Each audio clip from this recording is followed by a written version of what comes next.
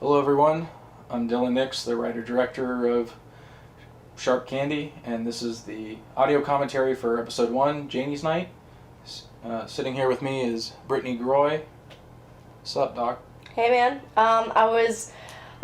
it's been a pleasure working with Dylan, and I acted as the main role of Janey in our first episode of Sharp Candy. So here we go. So long ago it seems.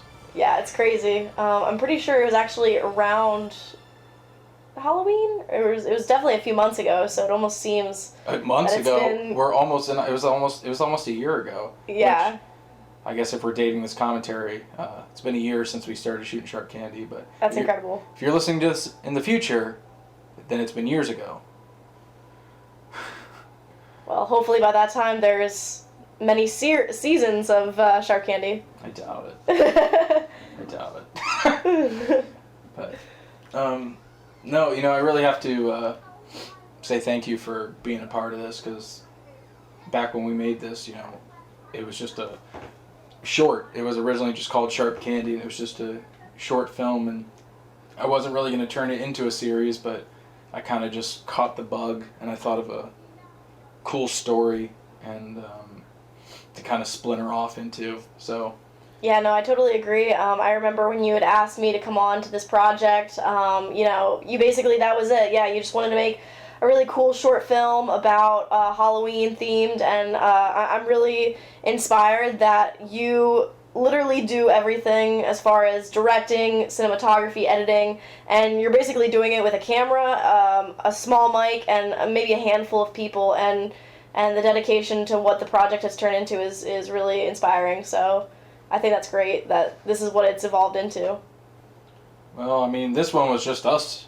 Yeah, literally just you and I. I'd say 80% of it was just you and me. And it's crazy. We shot the whole thing in, I think, 2 days. And just, yeah, literally improvising most of it off of a rough script. And, yeah, it's crazy what came out of it.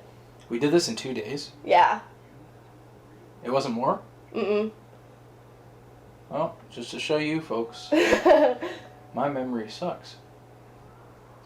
But yeah, for this Blu-ray, we re-edited the episode to be a little bit shorter than the original version, which had opening title credits and just a few other little things, but it's mostly all the same. It's still, I'd say 90% of it's still the same. Yeah, I love the willingness of the volunteers as the trick-or-treaters. They showed up, not really knowing what to expect, what to do, and they showed up and made the whole scene so much better.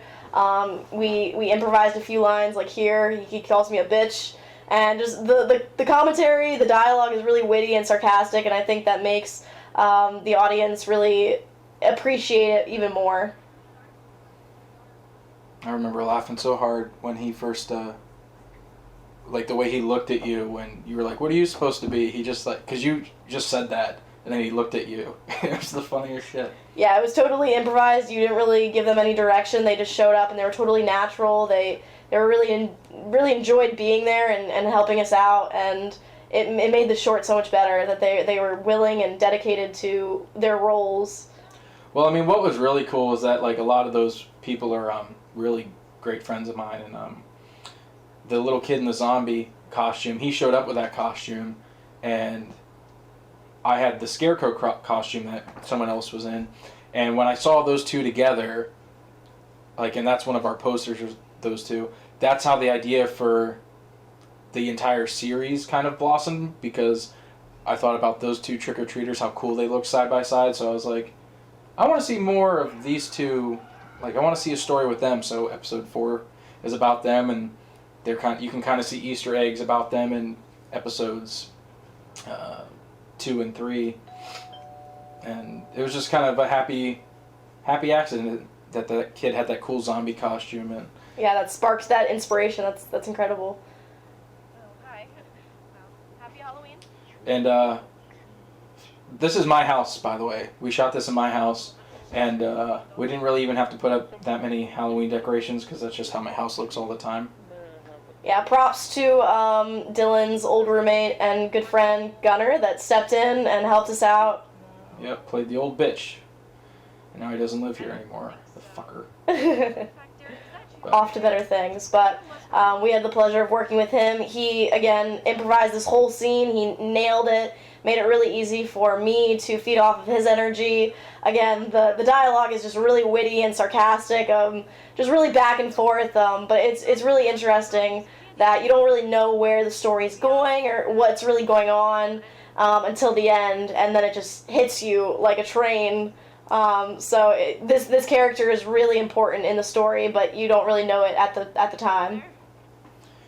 Yeah, I mean, that was another thing, is like the old bitch was kind of just originally kind of a joke, and then as I kind of developed the short into the series, I came up with this kind of mythos for the character and for the other character we're about to see shortly, and it was kind of cool to just out of nowhere just kind of create a entire backstory for this character that originally wasn't there. When we made this, it was just originally supposed to be Lafo underneath the costume. Right. But then after thinking about the series as a whole, I kind of came up with this backstory, and now I have like a feature length idea for those two characters that would be really kind of weird and freaky, and who knows? Maybe I'll get to explore that someday. But That'd be awesome. At least I'm just happy that they get time in this episode and then episode 3, because I really liked what we were able to do with those characters. Side note: no phones were hurt in the making of this film. Oh yeah, you dropped your phone there. Yeah, I also love the special effects that Dylan did. The TV was completely black during this scene, and he was able to make all these special effects as far as the static and Lafo the clown coming into the TV. So that in itself is amazing editing on his part.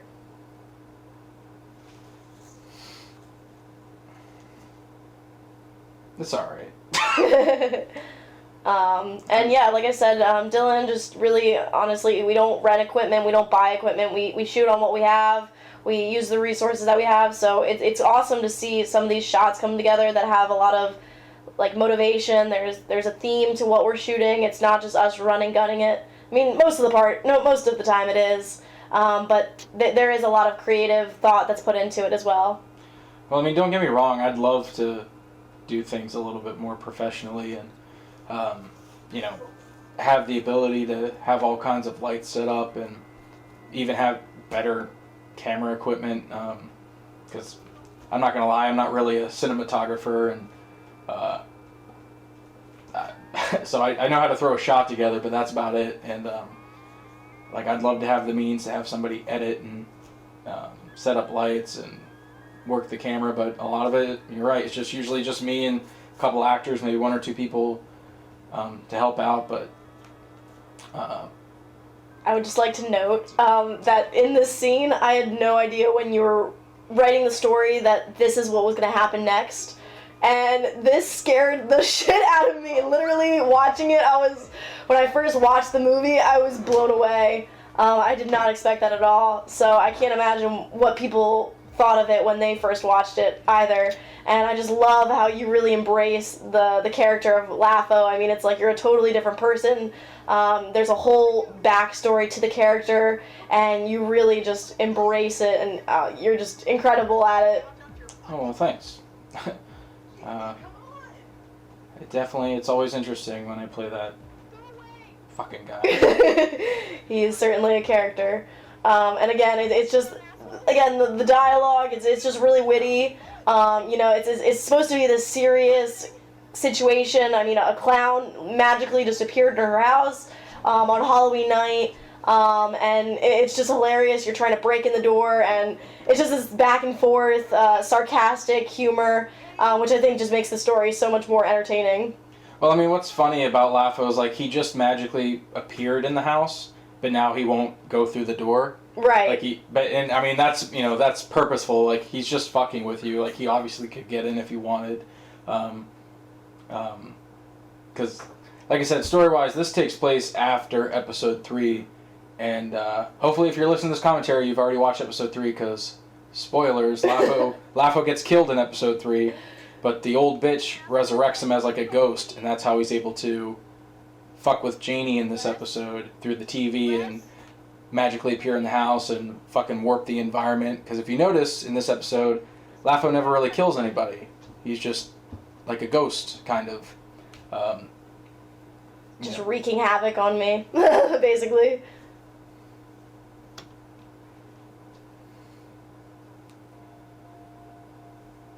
That was a real gun, remember that? Yes, it was definitely interesting. Let me just note that, yeah, we basically decorated everything kind of just on the wit, like, of the night. We just kind of, like, we're figuring things out as we went. I remember we originally just decided we were going to fog up the hallway, and then we actually were able to stage the lights to have this awesome glow, and it made the scene so much better, honestly. Definitely more spooky. And then just decorating the whole living room, you know, really set dressing everything to make it just really pop. Well, I like to imagine, and people can have their own opinions. They could think that, I don't know, the decorations suck, or that like we could have hid lights better, or things like that. But I like to imagine that Ghost Laffo just like threw it all together. Like if you cut out to the living room, like you would just see him like throwing shit everywhere. Or just like kind of like waving his hand and like shit would be flying into place. I always thought that was funny, but I mean, like I said, we're using resources that we have. We're not really going out and buying things, and if we are buying things, it's on our own budget. So you just gotta appreciate the fact that we are filmmakers, that we're doing things on a really small, if literal zero budget, and it's crazy. It's awesome what we're able to create, and I mean, I'm proud of what we've done and what's come out of it thus since. And again, the special effects, not everyone can do that. I certainly hate editing. I have no idea how to do special effects, so that, for me, is really awesome as well. Well, I think you know, people can, if they want to complain about, you know, the quality or the techniques used, feel free. I mean, I'm not going to sit here and act like I'm a master at filmmaking, but I think our story is really solid, and I think that you know, if we did have a budget, I mean, our story's already there. Like, we would have just been able to perhaps tell it a little bit better.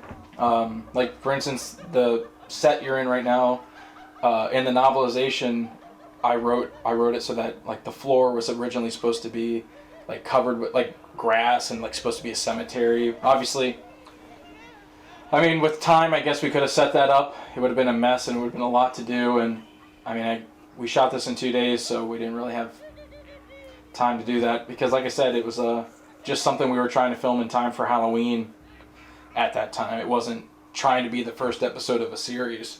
Yeah, and even like the blood, you know, just as an example, you know, that's something I will always carry with me. I didn't know we actually use the blood out of sugar, cornstarch, and dye. And, you know, now I know for the future, if I'm ever making a film that needs, you know, non-toxic blood, then there's always an option for that. And I learned that from you. It's not the best tasting thing, but it definitely works, and it's not harmful. And I didn't actually choke on it, so there's that. Yeah, it's I hate fake blood. I hate dealing with it. And originally, I mean, your death was supposed to even be more grotesque, but we just didn't have the time because we were just trying to get this done before Halloween. And this music right now, this was done by Gunnar Clark, who's actually playing the old bitch right now, and he's done a lot of music, and you can actually hear, for any of those that actually follow my work, my first feature, Baron von Laffo's Halloween Spookathon,